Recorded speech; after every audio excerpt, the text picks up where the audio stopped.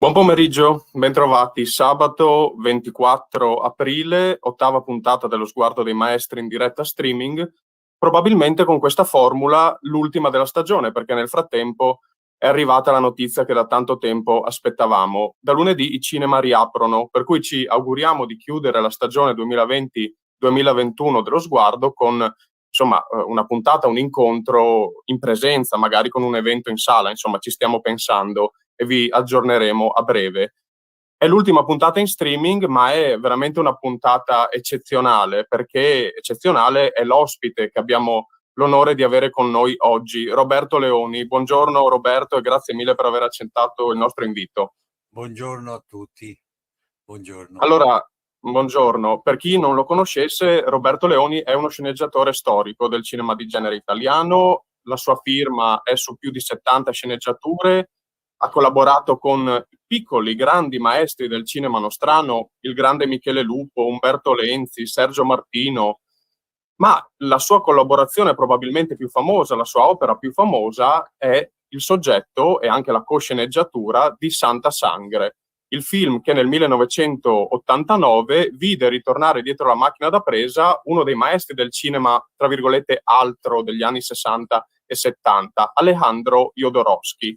Santa Sangre è un film che ha superato i 30 anni di vita, ma che è tuttora assolutamente attuale, un film che è diventato nel frattempo di culto, che addirittura la rivista inglese Empire ha inserito nella sua lista dei 500 film migliori di sempre, per cui è un film che ancora ci interroga, insomma, ci affascina con le sue suggestioni visive e tematiche. Io ovviamente mi fermo qui, noi tenteremo di ripercorrere la genesi, i simboli di questo film, ma anche la sua ricezione, e quindi io lascio immediatamente la parola a Roberto chiedendogli da dove è venuta l'idea di questo film e come è venuta soprattutto. L'idea, sì, l'idea di Santa Sangre ha un'origine, diciamo, sotto certi aspetti particolari. In ogni modo, io detesto la classificazione del cinema. A mio giudizio non c'è il cinema di serie A o il cinema di serie B, c'è il cinema. E proprio per questo ho frequentato tutti i generi e proprio per questo in Santa Sangre c'è anche una confluenza di, diciamo così, di quelli cosiddetti temi alti come i cosiddetti temi bassi. Va bene? Perché? Perché il cinema è come la vita, cioè ha degli aspetti estremamente spirituali, estremamente rarefatti e degli aspetti carnali, viscerali, profondi. Proprio questa mescolanza è il fascino della vita e il fascino del cinema.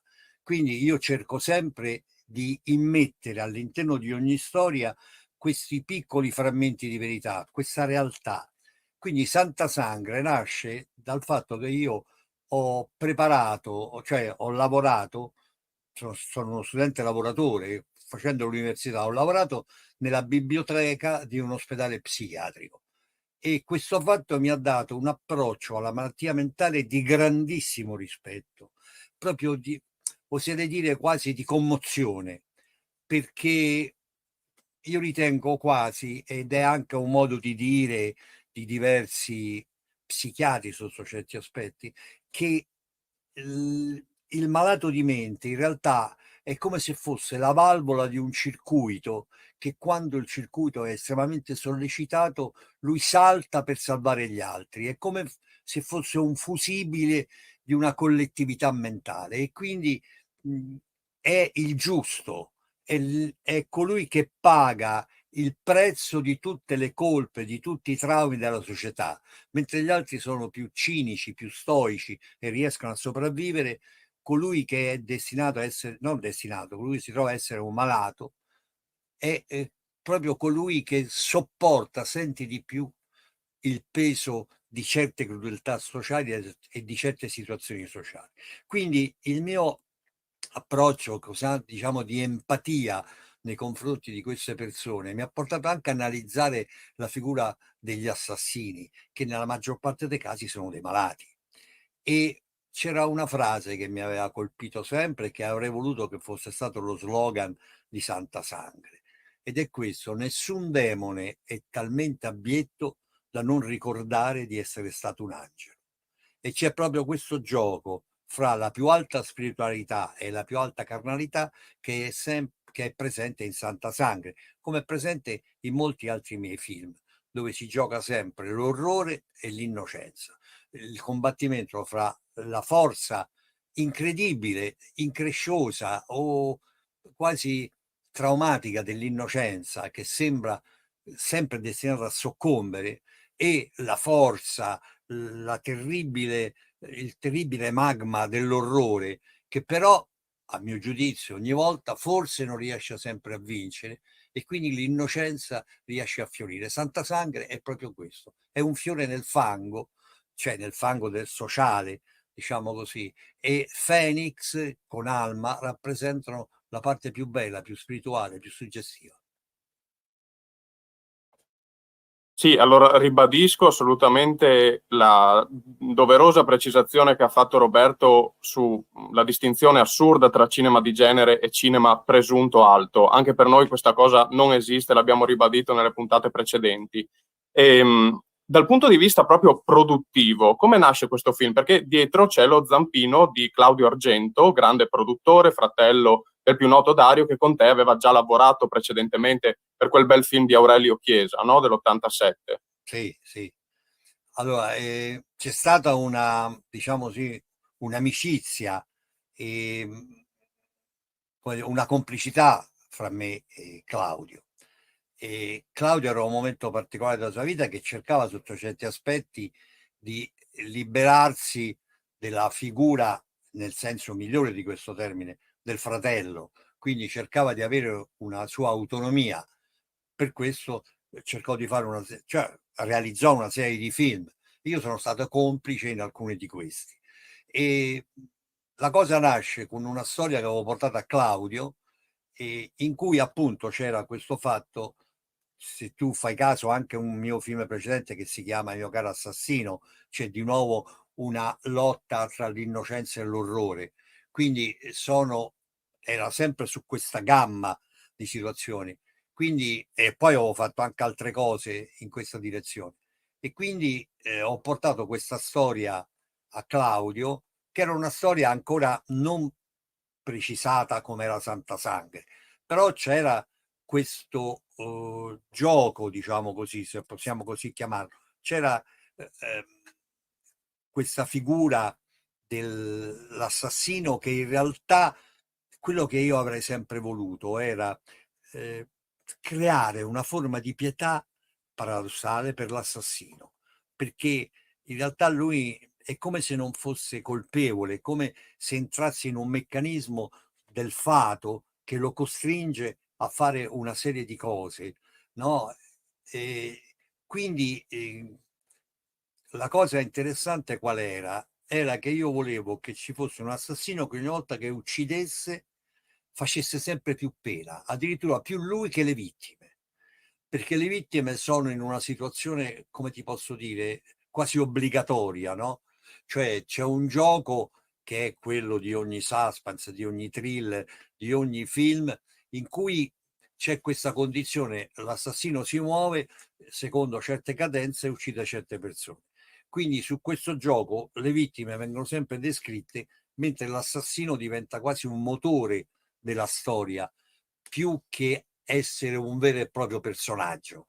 Ecco, in questo caso io avrei voluto un ribaltamento, e in cui la pietà, non solo per le vittime, ma ci fosse anche una pietà per l'assassino. E ogni volta che uccideva, creava negli spettatori quasi una forma di dire, paradossalmente, poverino, ci è caduto un'altra volta.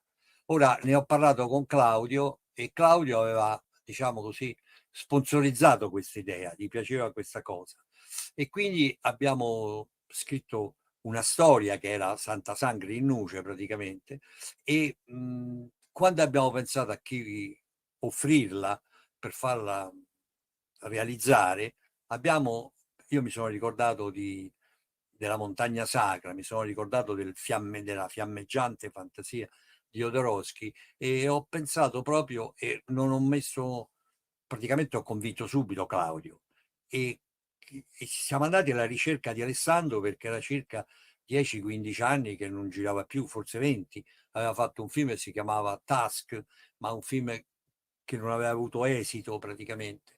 E quindi abbiamo avuto una certa difficoltà nel trovarlo.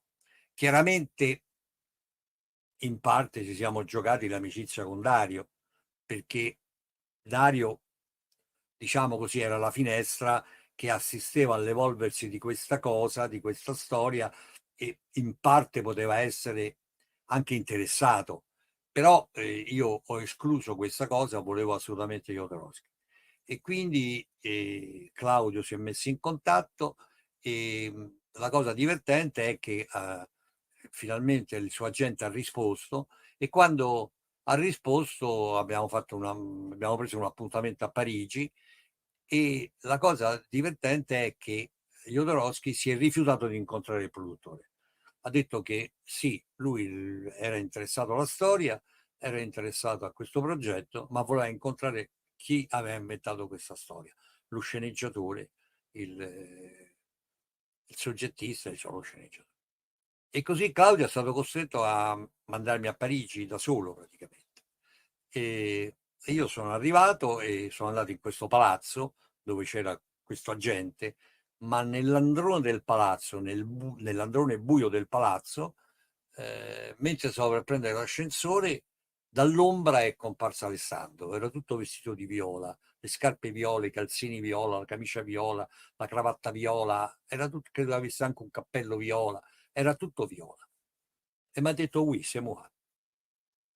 E così ci siamo conosciuti. E mi ha detto: non andiamo in quel luogo di mercanti che è la gente, andiamo in un bar a parlare da esseri umani, non da mercanti che discutono una cosa.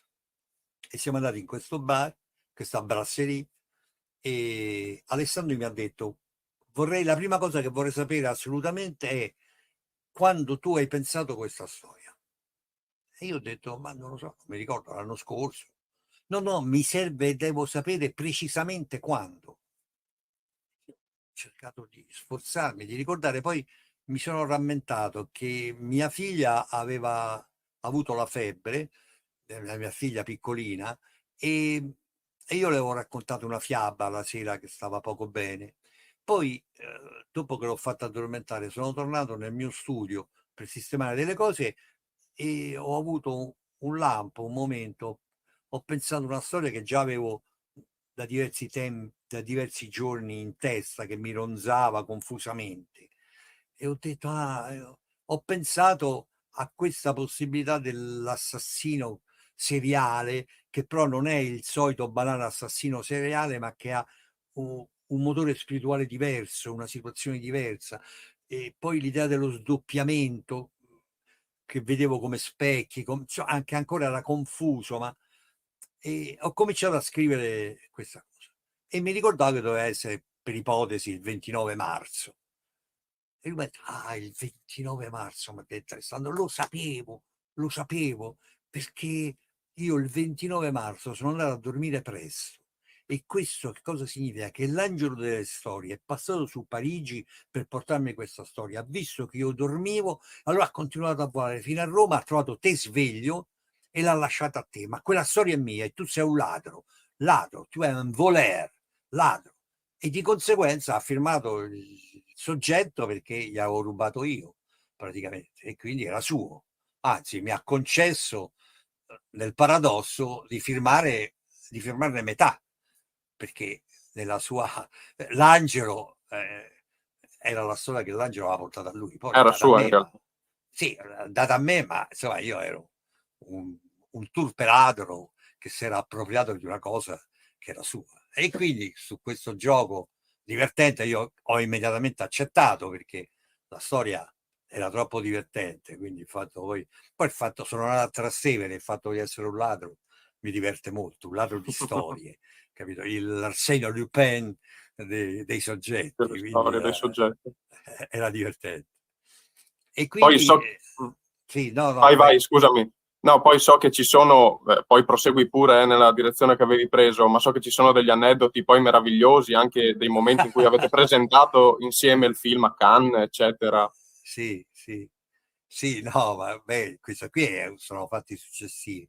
In ogni Sì, modo, certo. poi ci siamo messi d'accordo e quindi io sono stato praticamente quasi un mese ospite di Alessandro, cioè nel senso che dormivo in albergo, però durante il giorno lavoravo a casa sua e lui è stato un ospite magnifico, devo dire, con un unico difetto, che un certo giorno ha deciso, nella sua generosità, nella sua ospitalità, di farmi un pranzo.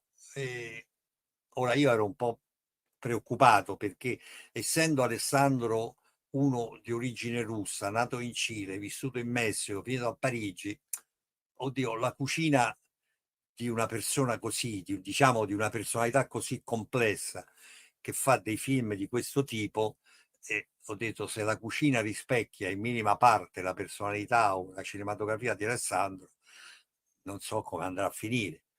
E però ho accettato perché era un gesto molto generoso, molto affettuoso, diciamo così.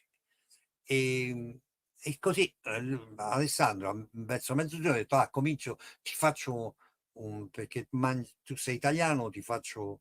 Ora io sono un italiano atipico, io dovunque vado mangio il cibo del posto in generale perché mi diverte mangiare. Però ho detto: vabbè, vabbè, fai come, no, ti faccio un pasto italiano.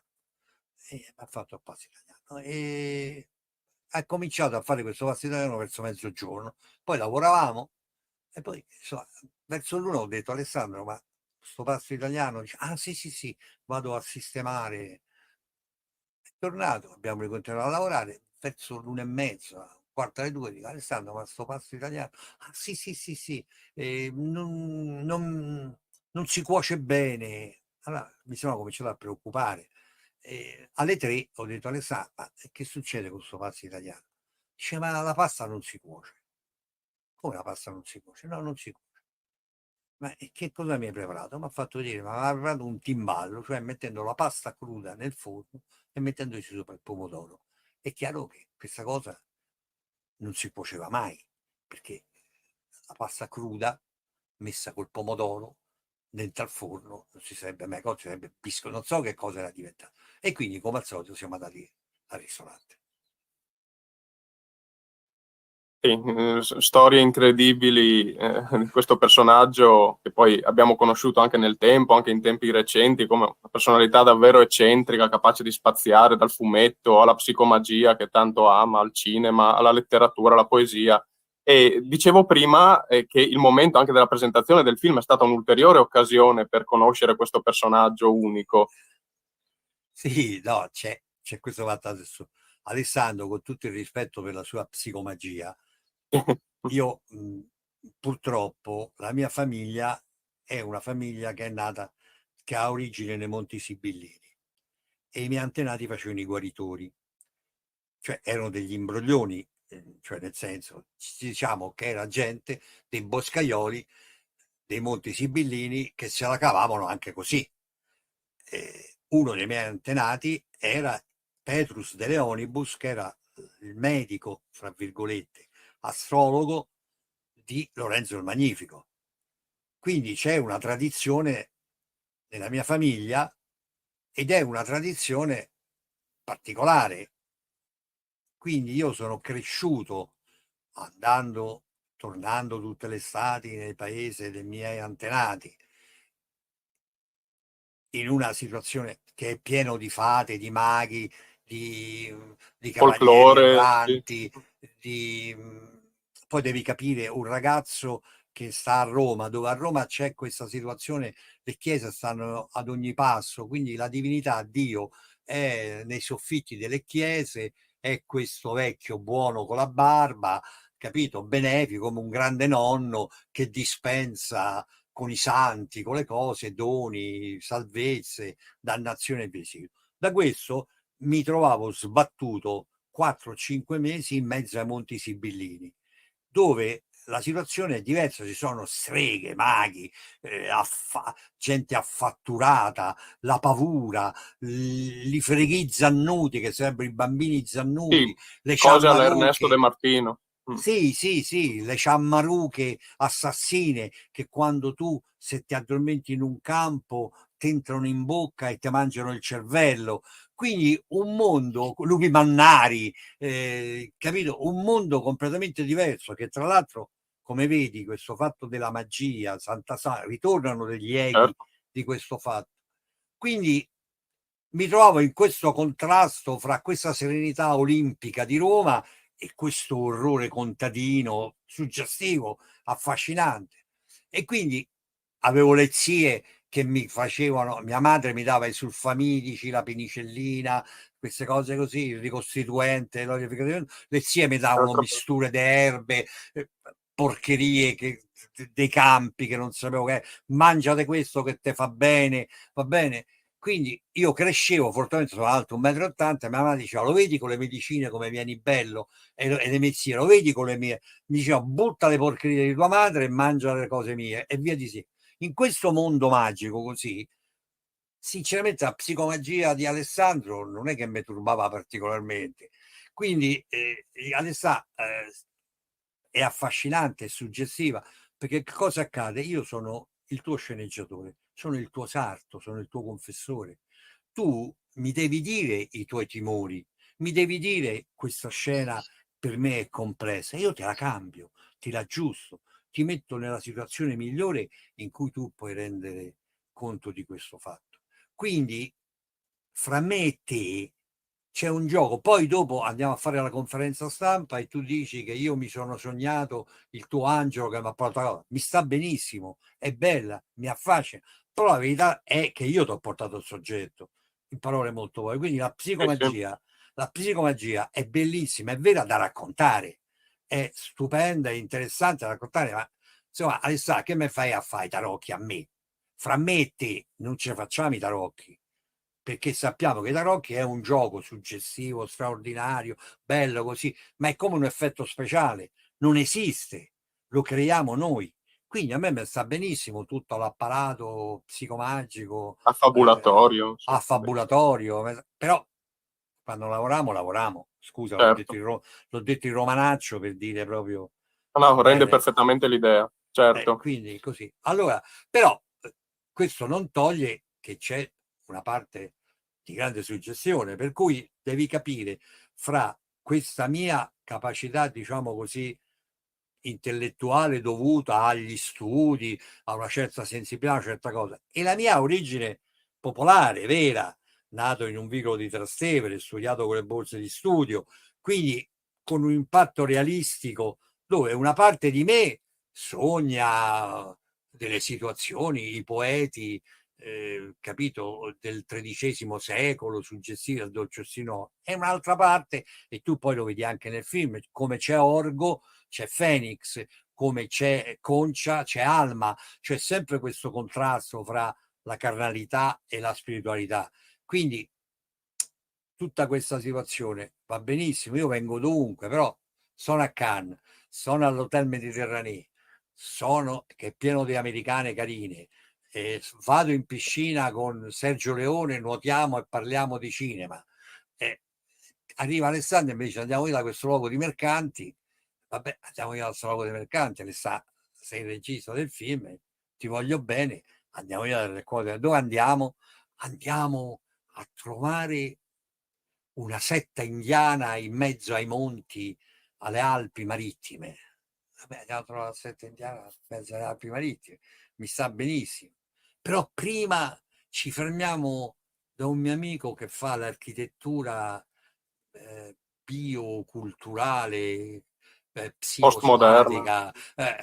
Va bene, ci fermiamo da questo tizio.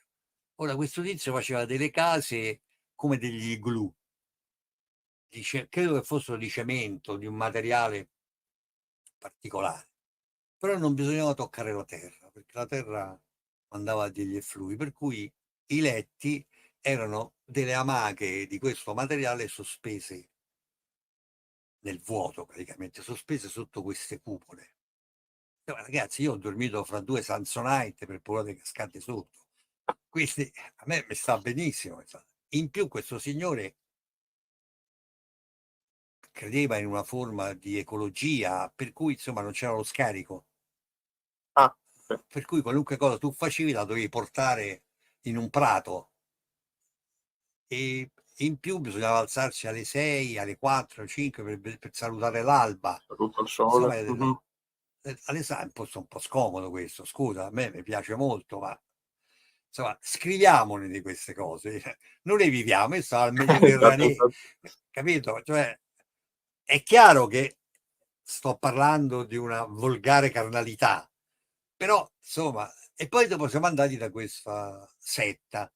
Devo dire, questa setta, io ero un po', già mi cominciavo a rompere, diciamo così, parole poi, di questa gita, però quando sono andati in questa setta c'era una meravigliosa villa Liberty, credo che fosse un sanatorio, un vecchio sanatorio delle Alpi francesi, che ho saputo in seguito che tutti i principi russi malati di tisi o andavano a svernare sulle Alpi francesi. Quindi queste cose della Belle Époque meravigliose, con un prato verde davanti, meraviglioso, e su questo prato c'erano due ragazze nude, bionde, bellissime. Già questo luogo mi ha cominciato a piacere di più di quello precedente.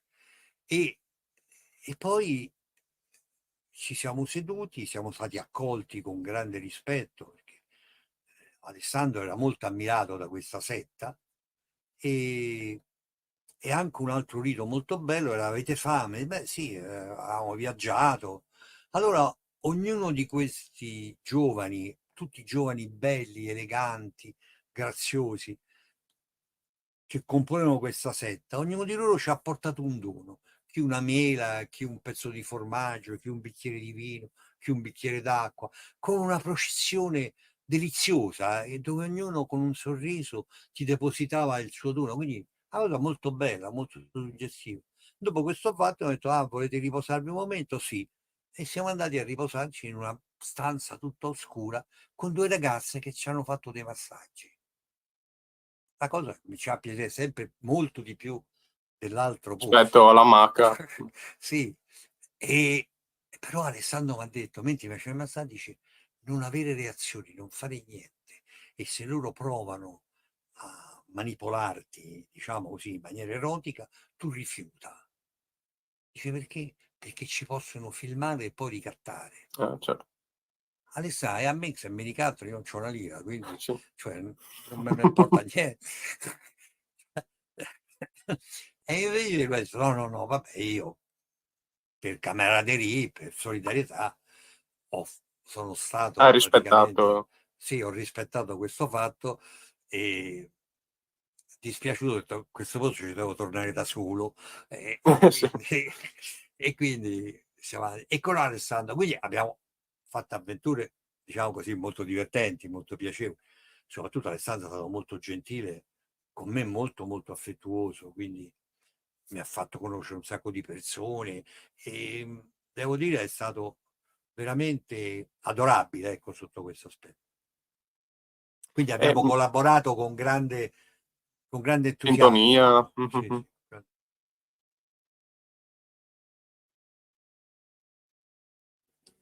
Non sento.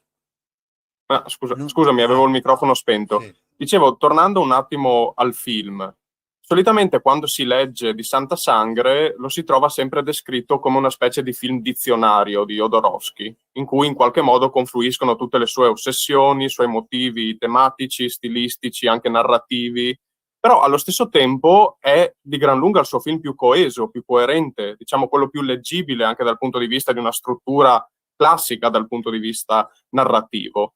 Potremmo dire che questo film è proprio il risultato dell'incontro di due sensibilità che si sono trovate veramente in qualche modo magicamente. Cioè c'è molto di tuo in questo film, hai detto prima anche certe suggestioni che vengono dal thriller all'italiana che tu hai fatto con Valeri, eccetera, e tutto il mondo di Jodorowsky. E allora io ti chiedo quanto c'è di tuo, se si può dire, e quanto di Jodorowsky, e soprattutto se credi che la tua mano sia riuscita finalmente a dare una forma coesa ad un artista molto, diciamo, labile dal punto di vista narrativo, molto fluttuante e inimcasellabile, ecco. Sì, io penso di sì, perché proprio era la cosa che volevo, ed era il terrore di Claudio, va bene, è il terrore di tutti, era quello: oddio, dai questa storia ad Alessandro Jodorowsky, chissà che cosa diventa. E invece io ho sempre detto che, siccome Alessandro Jodorowsky, anche prima di conoscerlo, secondo me era una persona intelligente, era una persona con la quale si poteva, diciamo così, trattare, trovare un accordo preciso. E questa coesione, mi fa piacere che tu hai notato questo fatto, questo sviluppo narrativo, questa cosa è chiaramente, diciamo così, il mio apporto, uno dei miei apporti più importanti alla storia, proprio perché ho voluto che non si perdesse nei mille rivoli, anche, diciamo così, di un'estetica suggestiva, fiammeggiante, ma in fondo fino a se stessa, ma che raccontasse una storia. Quindi il talento di Alessandro doveva servire per raccontare una storia, non per fare un saggio surrealista. Anche perché io, cioè, amo il surrealismo, però io soprattutto quello che preferisco è il realismo fantastico, che è una differenza profonda. Quindi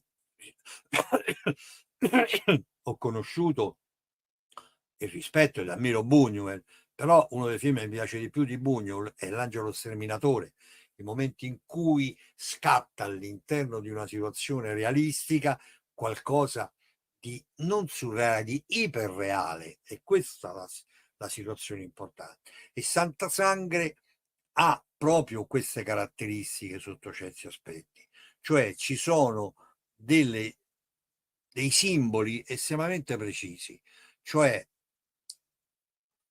c'è la sessualità bestiale, la sessualità elementare, che è la donna tatuata, che tuttavia, pur essendo elementare, quasi laida, è sensuale e sotto certi aspetti turpemente affascinante.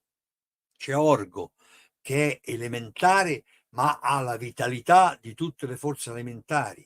C'è Concia, che in realtà è la parte opposta di Orgo, come Phoenix è, diciamo, sotto certi aspetti, la parte opposta della donna tatuata, cioè le due forme di spiritualità che sono ognuna prigioniera dell'altra, perché Concia è prigioniera di Orgo, dell'amore di Orgo, e Phoenix è di nuovo prigioniero di una forma di amore che è quello poi che sfocia nel delitto.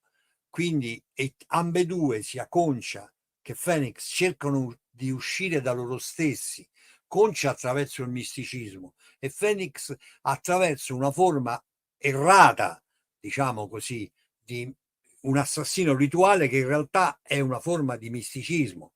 Perché? Perché è generato proprio paradossalmente dalla follia della madre, che nasce da una forma di misticismo. Quindi questo fatto, esempio, il funerale dell'elefante, in realtà che cos'è?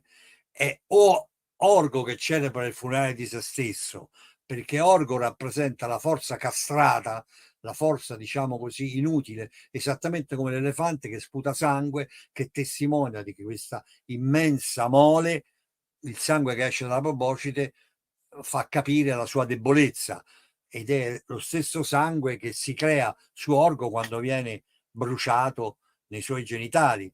E quindi il momento in cui si celebra questo immenso funerale, questa immensa cassa, in realtà questa immensa cassa è la cassa di Orgo, che è immenso, grande, grosso, e siccome Orgo è chiaramente la bestialità, la carnalità e la cosa, viene mangiata e deturpato da tutte quelle miriadi di termiti umane che sono coloro che si gettano sull'elefante e lo fanno, rompono la cassa e lo fanno fuori.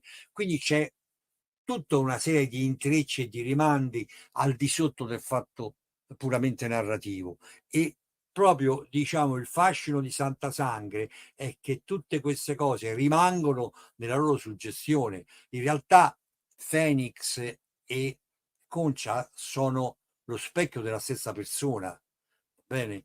E se tu fai caso c'è questa cosa all'inizio dei piccoli handicappati, che è chiaramente un omaggio all'ospedale psichiatrico, alla dolcezza, all'ingenuità e alla bellezza e all'innocenza della malattia mentale, capito? E quindi c'è sempre questa costante, e la violenza di Orgo su Phoenix, che è la violenza del mondo sull'innocenza di nuovo, e quando lo tatua per fargli la cosa, e c'è sempre Alma, che è la poesia, che è la spiritualità, che è la fantasia, che gli fa così con le mani, cioè lo libera, lo porta via. Ecco, queste sono delle situazioni arcaiche, vorrei dire, che si ripetono sempre, che qualunque cultura comprende e qualunque situazione comprende, quindi in cui Alessandro ha messo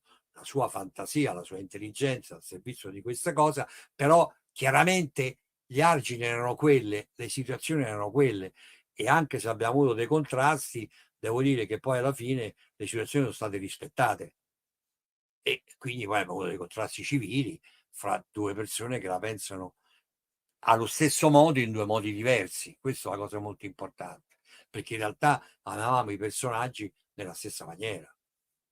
Certo, e infatti secondo me proprio la forza di Santa Sangre è quella di trasformare l'autoreferenzialità simbolica di Jodorowsky in universalità simbolica, no? Cioè è come se lo stereotipo diventasse archetipo definitivamente, e questo credo faccia parte del tuo apporto, Sì, sì, assolutamente. sì, lo E, rivendico nella sì. maniera, e mi fa piacere che tu Ma abbia notato infatti, questa cosa. conoscendo la filmografia di Jodorowsky, questa cosa è palese, si nota che c'è una mano ordinante sopra, ecco, in tutte le sue suggestioni. Rispettosa, Rispettosa ma ordinante, esatto, esatto.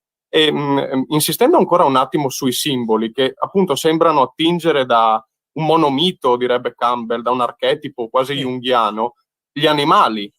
In questo sì, film ci sono tantissimi animali, l'aquila che tu hai citato, ma anche i serpenti, i cani e le galline che infieriscono sui cadaveri. È tutto un film anche il pesce che inizialmente viene mangiato da Phoenix e poi viene riprodotto nello spettacolo di Mimo a un certo punto quando sì. Phoenix rincontra la madre. Che cosa sono gli animali in questo film? Che cosa rappresentano? Gli animali rappresentano di nuovo l'innocenza del mondo, va bene? Cioè c'è questa, sono i semi dell'innocenza, bisogna saperli cogliere, bisogna saperli amare, ma sono i semi, cioè è come se, e questa è una delle cose più belle, diciamo così, della cultura animistica, è come se l'anima del mondo mettesse delle piccole finestrelle, va bene, nell'ambito della creazione, dalla quale appaiono per un istante delle verità, e sono gli animali, perché la loro fedeltà, la loro attenzione, la loro ferocia, la loro ingenuità, il loro senso del gioco, la loro disperazione, la fame, i bisogni primari che esprimono generalmente sono sempre accompagnati da delle forme di suggestione, di bellezza, di eleganza, ed è quindi come dei frammenti, diciamo, sono le sillabe, le vocali della creazione. Ecco che voglio dire. Tra l'altro in questo mondo di archetipi poi rientrano anche tanti archetipi della cultura popolare novecentesca, l'uomo invisibile di Wells e poi Whale innanzitutto, ma anche Mandrake che in fondo c'è, no, nei travestimenti del bambino, quindi il riferimento al fumetto, per cui c'è anche tanta cultura popolare e anche tanta cultura popolare proprio messicana. Il film ha praticamente un tappeto sonoro di musica popolare, no? Che ricorda certe cose di Glauber Rocha addirittura. Sì, sì, sì, Mm, bravo, bravo. sì. No, bene. E cioè, questo fatto fa sempre parte del fatto che non esiste né alto né basso. Adesso non so se Infatti. tu, Mhm. non so se qui tu puoi vedere, ma io, se riesco ad abbassarti questo, volevo farti vedere una cosa suggestiva. Guarda, che c'è nel soffitto Ah, del mio studio. fantastico. Ah, proprio lui. Sì, ecco, Sì, sì, sì, è un'opera di pop art, proprio bene, Mandrake. Mhm. sì, che sta nella mia infanzia, Certo. e sono le favole della mia infanzia. Sì, sì, assolutamente il grande Lee Falk. Mhm. Sì, sì, l'uomo mascherato, tutto appunto queste suggestioni Sì, popolari sì, che si vedono benissimo poi. che è la mitologia moderna, no? Una Infatti, delle ragioni infatti. per cui non mi piacciono i supereroi in generale, non parlo dei fumetti, parlo dei supereroi, questa, come posso chiamare? questo supermercato dei supereroi che c'è ultimamente nel cinema, che mi irrita sotto certi aspetti, perché in realtà non è altro che la mitologia greca riproposta in maniera pedissequa, Assolutamente, assolutamente. e squallida. E i ragazzi giustamente si incantano perché sono tutti archetipi, però si incanterebbero molto di Non più riconoscono. se leggessero Certo. l'originale, cioè le avventure. Forse i pepli erano i peplum famosi della nostra, non della tua, della mia Ah infanzia, no, ma conosco bene, cioè, capito? Erano forse ancora più suggestivi perché erano assolutamente. proprio i cartoni animati della mitologia. Questi adesso Sì, li vestono di cose spaziali, ma in realtà sono sempre quelli, capito? assolutamente. Tu hai seguito direttamente la lavorazione sul set di Santa Sangre? No, non sono stato sul set. No, non hai seguito direttamente No, sul set. no. Ehm, Ho preparato cioè il montatore Mauro Bonanni l'ho mm, proposto io perché era il mio montatore, ho fatto 2 film con Mauro, Nannuzzi l'ho proposto io insieme a Claudio, perché lo conoscevamo e sapevamo che era un ragazzo particolarmente straordinario qui, tra sensibile, l'altro. che aspettava tra l'altro la sua occasione. E dico, credo che Santa Sangre sia una delle vette più alte di Nannuzzi, Assolutamente. capito? Di Danilo, Mm. perché l'apporto di Danilo da un punto di vista figurativo è molto importante, infatti l'ho sempre molto apprezzato. E una piccola curiosità, tra i produttori esecutivi c'è René Cardona Jr., Sì, grande regista messicano, no? Anche lui di genere, che è autocitato all'interno del film, con Robinson Crusoe e l'altro film che è sì, tratto da Verne. sì. No, questa situazione c'era l'organizzatore generale di Claudio era Mhm, Angelo Iacono, mhm. che era un Storico, personaggio sì, sì, sì. storico, un Mhm, personaggio mhm. straordinario, diciamo così, un padrone del set. Angelo è 1,90 m circa ed è uno che, cioè, se dice agli operai non si fanno gli straordinari, Non li fanno. fa anche paura fisicamente, insomma, capito? Però poi, nonostante questa sua forza, questo suo aspetto, in realtà è un ragazzo, oramai è un uomo intelligente, pronto a capire le situazioni, capito? Quindi, e lui aveva questo legame con i Cardona, perché aveva Ho fatto dei capito. Sì, film che poi è una in famiglia, no? Messico. Di cinema, Sì, la sì, loro, quella sì, dei sì. Cardone. Aveva fatto Mhm. dei film in Messico e quindi è lui che ha fatto da legame. Alessandro è stato particolarmente contento perché aveva, era vissuto a Città del Messico, credo, e quindi si ritrovava, capito, come situazione. Ho capito, ho capito. E venendo un attimo delle osservazioni di contesto, cioè, Santa Sangre esce nel 1989, cioè alla fine di un decennio che è stato in un certo senso ferino, no, per il cinema italiano. Cioè, è il decennio della televisione che lo soppianta in un certo senso, è il decennio in cui va a deperire la grande produzione di genere che aveva fatto grande il cinema italiano tra gli anni fine 50, 60 e 70. E Santa Sangre, nel suo coraggio, nella sua voglia di osare, anche coinvolgendo un autore internazionale come Jodorowsky, mi sembra quasi una delle ultime grandi imprese coraggiose, sperimentali del cinema italiano. E in quel decennio ci sono grandi produzioni internazionali, mi viene in mente Leone, C'era una volta in America, Bertolucci che fa L'ultimo imperatore, però queste piccole cose così sperimentali, ma con la forza anche di guardare all'esterno del proprio paese, sembrano un po' andate perdute, se non altro anche in questa dinamica molto popolare, molto alta allo stesso tempo. Cioè sembra veramente il simbolo di un cinema che non c'è più, se non altro in Italia, Santa Sangre. Sì, Sono eccessivo? no, no, no, hai perfettamente ragione. Claudio è stato molto coraggioso ed appartiene ad un gruppo di produttori che meritavano maggiore fortuna, assolutamente, perché noi abbiamo lavorato in grande sintonia e avevamo anche molti altri progetti. Il problema qual è stato? Il problema è stato la crisi del cinema italiano, che però è una crisi in realtà più che una crisi commerciale, è una crisi ideologica, perché noi per tanti anni il cinema ha avuto una felice dicotomia, cioè ogni produttore faceva dei film popolari con i soldi che guadagnava i film popolari, cercava di fare dei film diciamo così, più interessanti, più particolari, più coraggiosi, più, diciamo così, anche sperimentali sotto certi aspetti.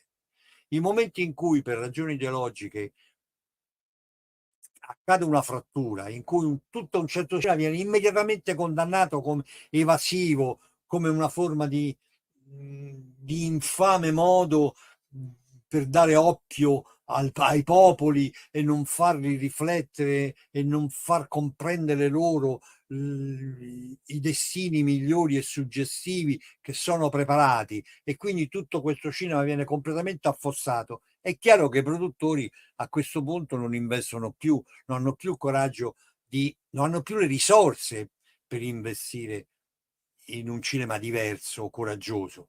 Quindi che cosa fanno?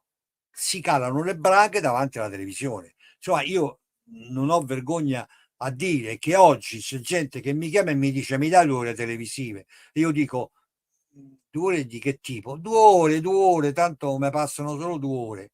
Cioè, rispetto a produttori come Claudio o come altri che ho conosciuto, che si impegnavano la casa per fare un film, che addirittura io conosco persone che falsificavano la firma della moglie, che era proprietaria della casa, per avere dalla banca i soldi per poter fare il film, va bene, di nascosto della moglie, con la famiglia della moglie pronta a calare addosso a questo poveretto e a sbranarlo se il film andava male. Oggi assistiamo al fatto che siamo nelle mani dei funzionari televisivi, perché il produttore non fa altro che è più o meno amico del funzionario televisivo, dice: ah, mi fai questo? Sì, facciamo questo.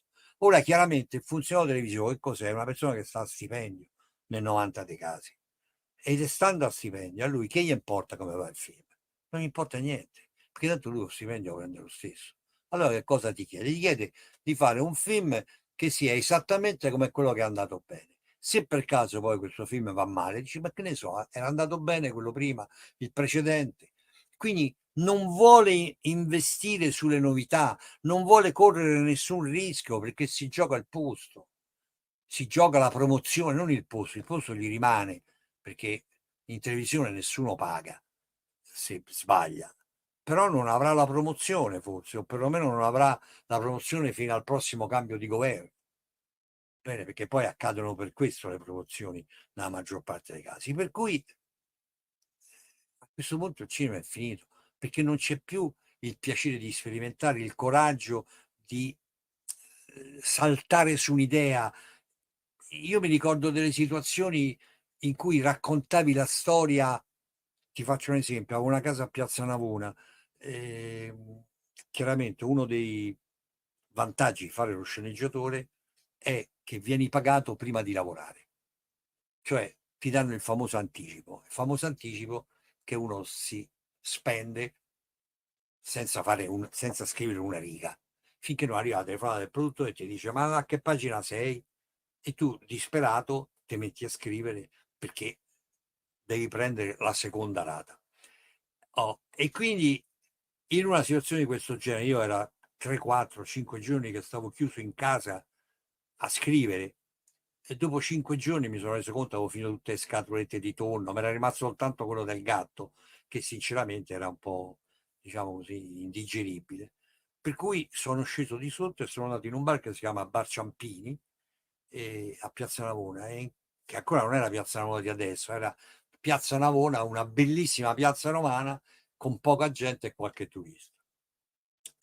Sono andato in questo bar a prendere un tramezzino e c'era un famoso produttore che stava, diciamo così, pavoneggiandosi con una aspirante attrice, un'attrice, così, prendendo un gelato, che questo bar era famoso per i gelati. Ah, saluti, cose, che fai? Ah, sto a scrivere una storia. Ma che storia è? Ma guarda, l'ho venduta. No, ma dimmi che storia è. Beh, è una storia così così bella. Questo produttore, che si chiamava, poi lo posso anche dire, Manzotti, bene, ha tirato fuori dal portafoglio una mazzetta di soldi ancora fascettati Banca Nazionale del Lavoro, quindi erano i soldi che lui aveva preso per un film e che gli avevano dato, che erano 5 milioni, me ne ha messi sul tavolo, ha firmato, mi ha fatto firmare un tovagliolo di carta in cui io dichiaravo che la storia così così era sua. e poi ci siamo messi d'accordo. Queste cose oggi sembrano favole, sembrano veramente racconti di Biancaneve.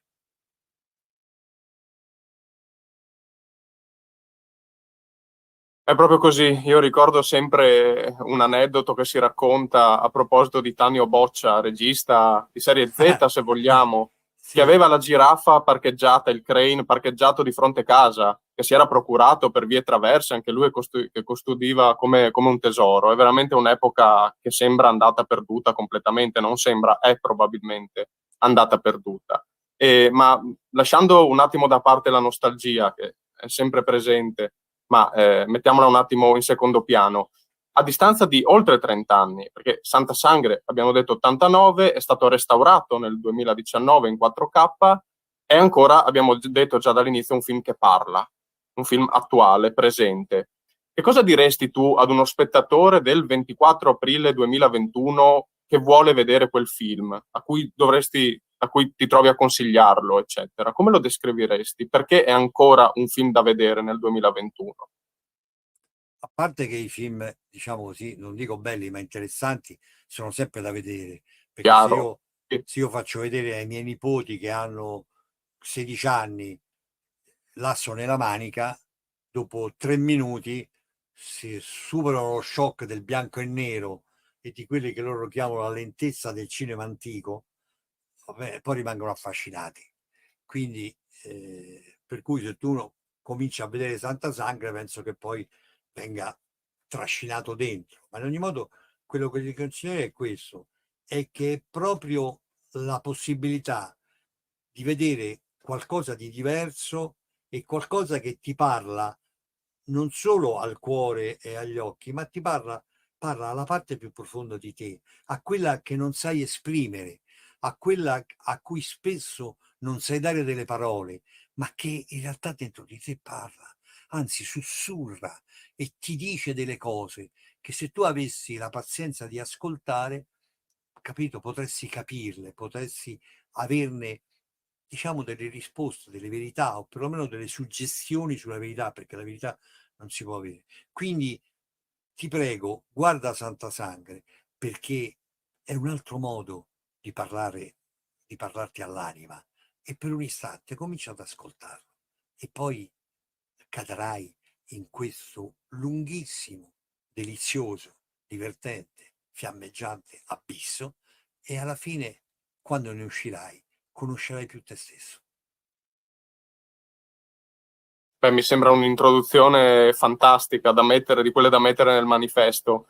E, allora, siamo purtroppo giunti alla fine temporale del nostro incontro, per cui a me non resta che ringraziare infinitamente Roberto perché ci ha fatto veramente, ci ha condotto all'interno di un viaggio meraviglioso tra aneddoti, ma anche tra temi alti. Veramente abbiamo tenuto fede a quello che dicevi tu prima, l'alto e il basso uniti in una fusione costante, perché così deve essere. Abbiamo parlato veramente di tutto e quindi grazie infinite. Io ti saluto e mi auguro in futuro di poterti rivedere di persona, in questo caso invitandoti qui a Pordenone per un altro incontro.